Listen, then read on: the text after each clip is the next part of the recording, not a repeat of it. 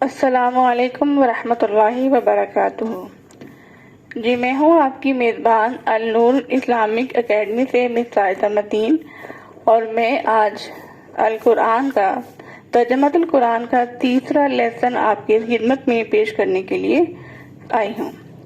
سامعین محترم، پچھلے لیکچر میں میں نے آپ کو سورہ البقرہ کی آیات 1 to 7 کا ترجمہ کروایا تھا اور ساتھ میں اس کے الفاظ معنی کروائے تھے۔ آج میں آپ کو سورۃ البقرہ کا تعارف اور اس کی خصوصیات بیان کروں گی۔ سامعین محترم، سورۃ البقرہ قرآن مجید کی ترتیب توقیفی کے اعتبار سے دوسری اور سب سے طویل سورت ہے۔ اس سورت میں کل 286 یعنی 286 آیات ہیں اور 40 رکوع ہیں۔ تو یہ بات آپ لوگ ذہن میں بھی رکھ لیں کہ یہ شارٹ کوسچن بھی آ سکتا ہے اور MCQ بھی آ سکتا ہے۔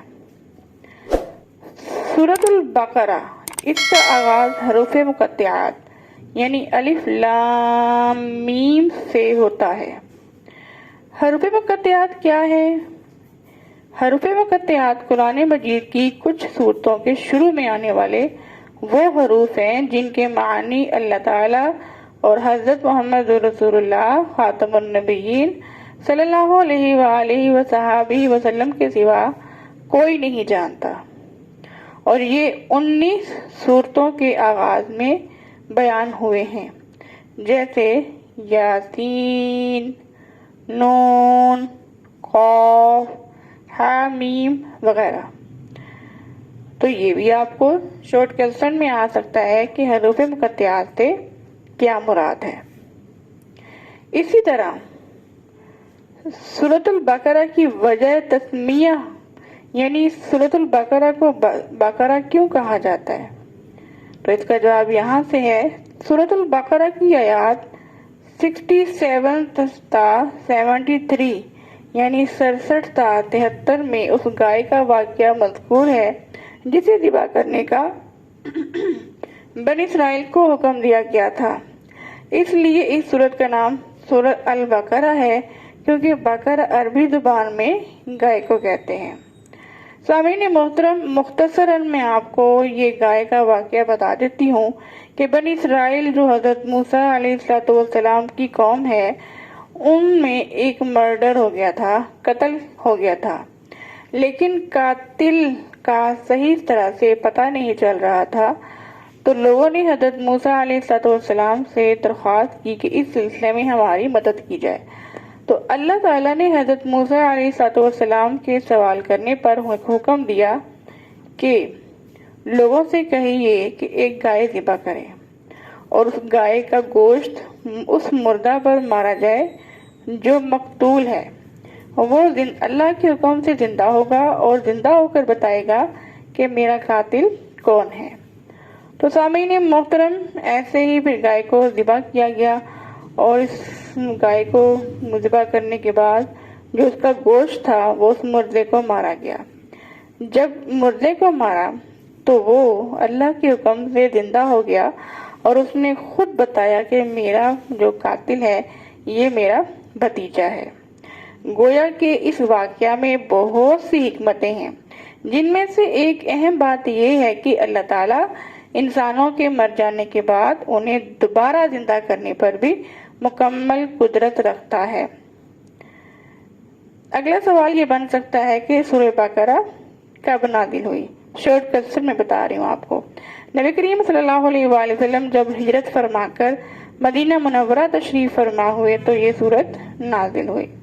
مدینہ منورہ میں جن لوگوں کو اسلام کی دعوت پیش کی جا رہی تھی وہ مکہ مکرمہ کے رہنے والوں سے بالکل مختلف تھے۔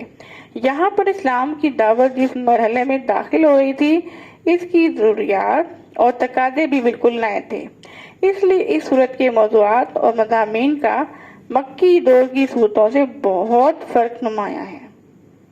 سامعین، اب میں آپ کے سامنے سورۃ البقرہ کی فضیلت احادیث کی روشنی میں بیان کرتی ہوں۔ سورۃ البقرہ بہت زیادہ فضیلت والی سورت ہے۔ صحابہ کرام کے زمانے میں جو شخص سورۃ البقرہ اور سورہ آل عمران کا عالم ہوتا تھا، یعنی ان کے علم کو جانتا تھا، اسے بہت عظیم اور لائق تکریم سمجھا جاتا تھا۔ وہ لوگوں کے درمیان بہت زیادہ ریسپیکٹیبل اس کو لوگ سمجھتے تھے۔ اسی طرح حضرت محمد رسول اللہ صلی اللہ علیہ وآلہ وسلم نے فرمایا، اپنے گھروں کو قبرستان نہ بناؤ، یعنی ذکر تلاوت سے گھروں کو خالی نہ رکھو۔ بے شک شیطان اس گھر میں داخل نہیں ہوتا جس میں سورۃ البقرہ کی تلاوت کی جائے۔ یہ بھی سوال آ سکتا ہے آپ کو شارٹ میں کہ شیطان کس گھر میں داخل نہیں ہوتا، یا یہ بھی آ سکتا ہے کہ اپنے گھروں کو، حدیث کے مطابق اپنے گھروں کو قبرستان بنانے سے کیا مراد ہے؟ نبی کریم صلی اللہ علیہ وآلہ وسلم نے فرمایا، ہر چیز کی ایک چوٹی ہوتی ہے، پیک ہوتی ہے، کوہان ہوتی ہے، اور قرآن مجید کی چوٹی سورۃ البقرہ ہے۔ نبی کریم صلی اللہ علیہ وآلہ وسلم نے فرمایا، سورۃ البقرہ پڑھا کرو، اس کے پڑھنے میں بہت برکت ہے، چھوڑنے میں حسرت اور بدنصیبی ہے، اور اہل باطل جیسے جادوگر، کاہن اور مکار لوگوں کا اس پر بس نہیں چلتا، یعنی ان کا فریب اثر نہیں کرتا۔ جیسے بہت سے لوگ شکایت کرتے ہیں کہ ان کے کاروبار پر بندش ہے، یا انہیں کچھ کر دیا گیا ہے، یا انہیں فیل ہوتا ہے کہ ہمیں جادو کا اثر ہے، تو ایسے لوگوں کے لیے سورۃ البقرہ کسی بھی خزانے سے کم نہیں ہونے چاہیے کہ وہ لوگ سورۃ البقرہ کے پڑھنے کا اہتمام کریں۔ سورۃ البقرہ قرآن مجید کی 7 طویل سورتوں میں سب سے بڑی سورت ہے۔ 7 طویل سورتوں کو 7 طوال بھی کہا جاتا ہے۔ ان سورتوں کے متعلق نبی کریم صلی اللہ علیہ وسلم نے فرمایا، جس نے قرآن مجید کی 7 سورتوں کے علم کو حاصل کر لیا، وہ بہت بڑا عالم بن گیا۔ اس میں بھی شارٹ کوسچن آ سکتا ہے کہ نبی کریم صلی اللہ علیہ وسلم نے 7 طویل سورتوں کے بارے میں کیا ارشاد فرمایا؟ سورۃ البقرہ کی آخری 2 آیات کے بارے میں حضور صلی اللہ علیہ وسلم نے ارشاد فرمایا کہ جو شخص بھی سورۃ البقرہ کی آخری 2 آیات رات میں سونے سے پہلے پڑھے گا، وہ اس کے لیے کافی ہو جائیں گے، یعنی وہ شیطان کے شر سے اور آفت سے، مصیبت سے، ان سب سے محفوظ رہے گا۔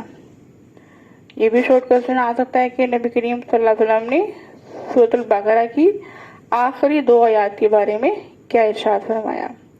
سورۃ البقرہ کے مضامین کی گہرائی اور وسعت کا اندازہ اس بات سے لگایا جا سکتا ہے کہ حضرت عمر بن خطاب رضی اللہ تعالی عنہ جیسے جلیل القدر صحابی کو اس سورت کو مکمل طور پر سیکھنے میں 12 سال لگے، یعنی 12 سال کے طویل عرصے میں ان صحابی نے، حضرت عمر بن خطاب رضی اللہ تعالیٰ عنہ نے سورۃ البقرہ کا علم حاصل کیا، جبکہ ان کے صاحبزادے حضرت عبداللہ ابن عمر رضی اللہ تعالیٰ عنہ نے اس سورت کو 8 سال میں اس کے تمام مضامین کے ساتھ سیکھا۔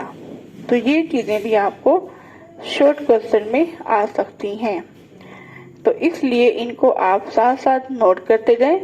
میں انشاءاللہ تعالی جیسے ہی ہماری سورۃ البقرہ مکمل ہوگی، اس کے شارٹ کوسچن میں آپ کے سامنے اسکرین پر شو کروں گی، لیکن آپ اگر اس طرح ساتھ ساتھ لکھتے جائیں گے تو آپ کو یاد کرنے میں آسانی ہوگی۔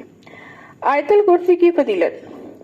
آیت الکرسی قرآن مجید کی بہت زیادہ فضیلت والی آیت ہے، اور یہ تمام آیتوں کی سردار ہے۔ مطلب معلوم ہوا کہ تمام آیتوں کی سردار کون سی آیت ہے؟ آیت الکرسی۔ سورۃ البقرہ کی آیت نمبر 255 ہی آیت الکرسی ہے۔ آیت الکرسی کے بارے میں نبی کریم صلی اللہ علیہ وسلم نے فرمایا، جو شخص ہر فرض نماز کے بعد آیت الکرسی پڑھتا ہے، اسے جنت میں داخل ہونے سے صرف موت ہی روکے رکھتی ہے۔